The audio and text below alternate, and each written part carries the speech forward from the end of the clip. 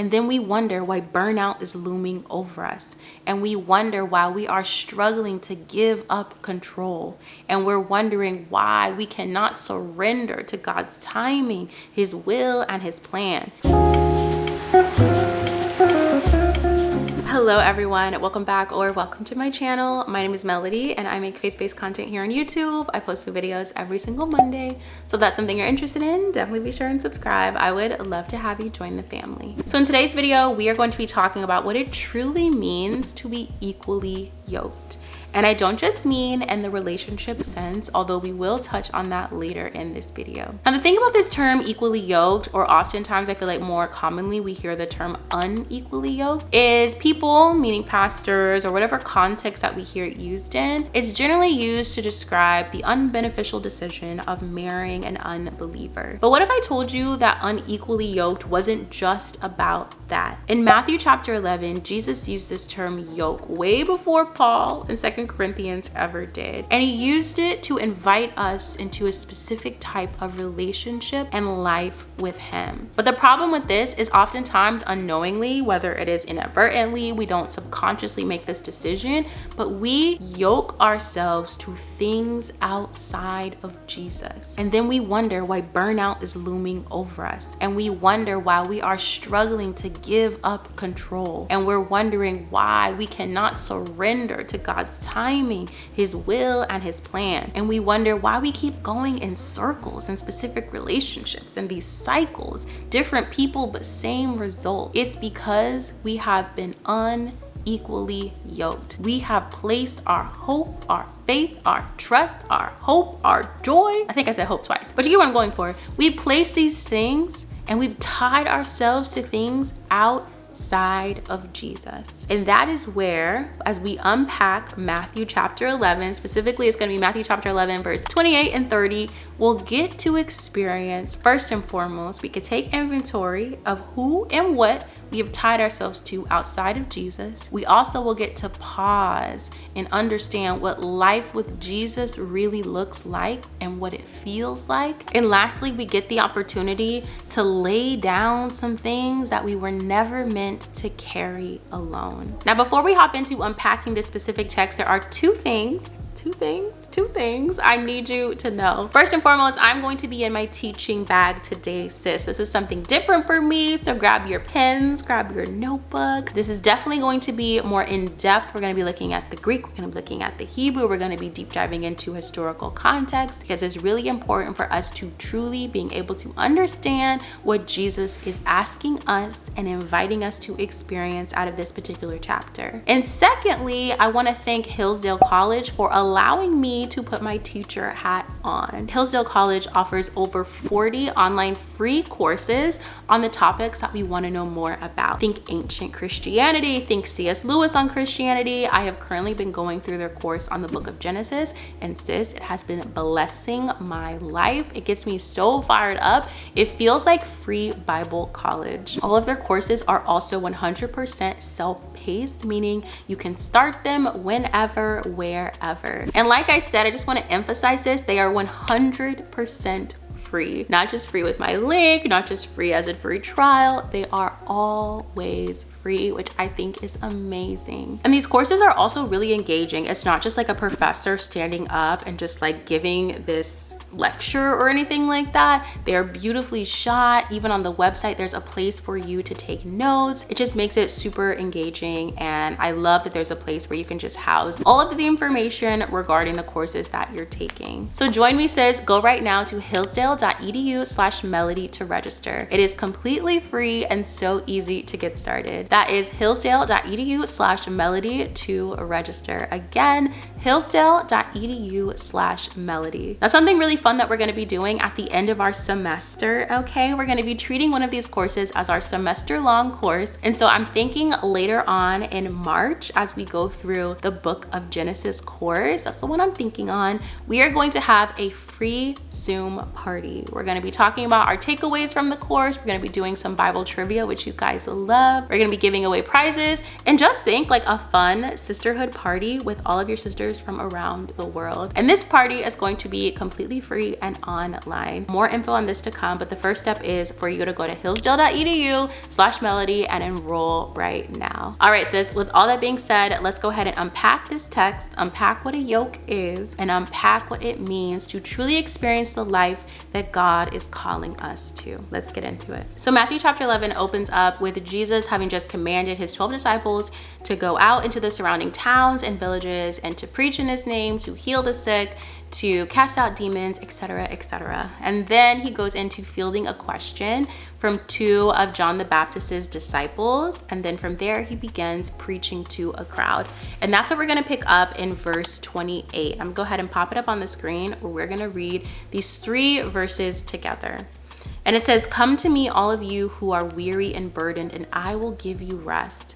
Take my yoke upon you and learn from me, because I am lowly and humble in heart, and you will find rest for your souls. For my yoke is easy and my burden is light."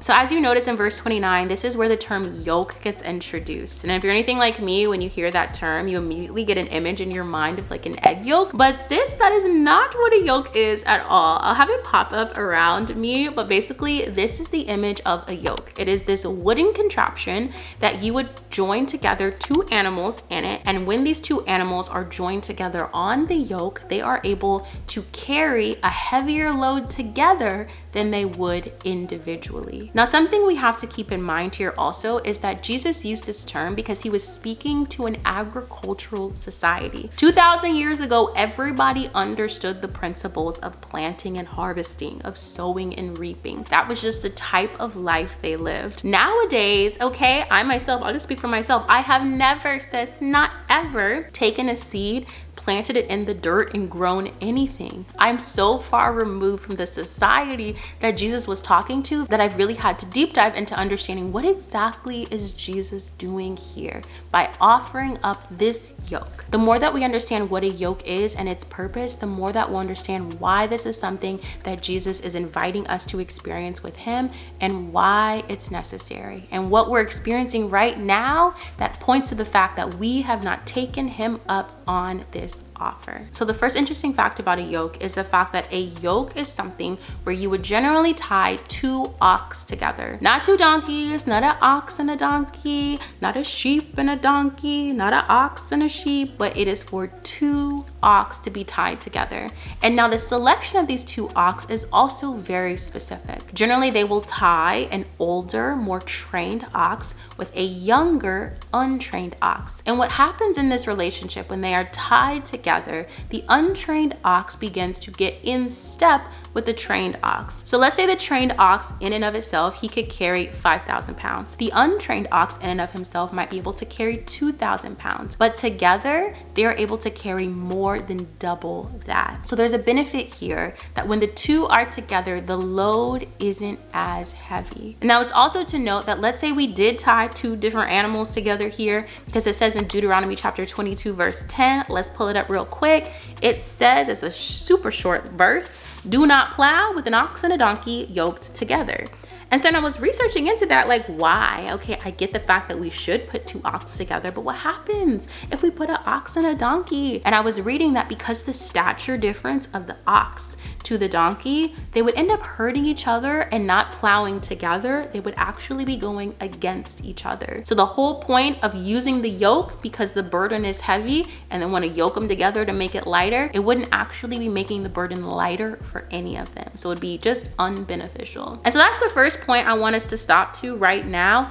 Where are we experiencing the unbeneficial effects of being unequally yoked? And now you might be thinking, sis, I'm not even dating anyone. I'm not married, or I am married and I know my husband's a believer. But sis, where are you placing expectations on your husband to provide something to you that God said he is your provider for? And for my single sisters out there, where are we expecting a man or a marriage to come in and we're so yoked to this idea of our life's burden being lighter when this thing happens, when the man comes, when the marriage comes, when the kids come, that we're missing missing the invitation right now to experience the lighter load with Jesus. We all have in some way tied ourselves to things that are not Jesus. Whether it is this idea that life will be easier when XYZ happens, or life will be better when XYZ happens, or we might even have the opposite effect where we feel like we can't give up any of this burden. If it's gonna get done, it has to be done by us. But sis, this whole concept of Jesus inviting us to yoke with him only exists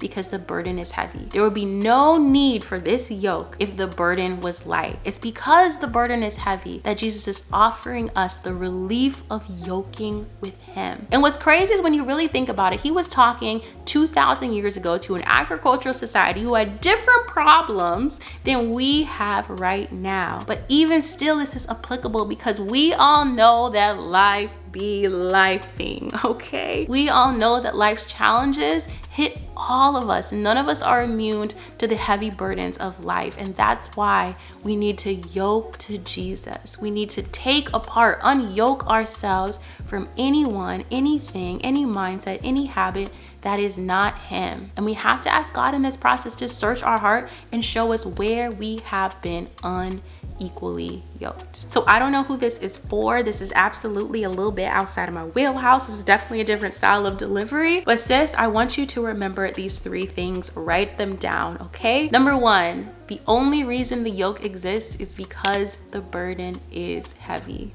No burden, no yoke. That is why Jesus is offering this to us. Number 2, it is always 2 ox that are yoked together. So be wary of tying yourself to anyone or anything that is not Jesus. This is going to be the foundation of you working with someone versus working against someone. And the third thing I want to leave with you is if you feel like your burden is heavy, if you do not feel like your yoke is light, then sis, you are not yoked with Jesus. Jesus said, my yoke is easy and my burden is light. Not kind of light, not maybe light. He said it is light and easy. So if you're noticing that your life's burdens do not feel light nor easy, we have to take a little bit of inventory. We got to pause and see, where have we been unequally yoked to things outside of Jesus? And I want to point out one more thing is in this process of being yoked to Jesus, he is the stronger, more wise ox that we get to learn from. He is the one that is going to lead and guide our steps. Yes, we do have to give up some independence to be yoked to him,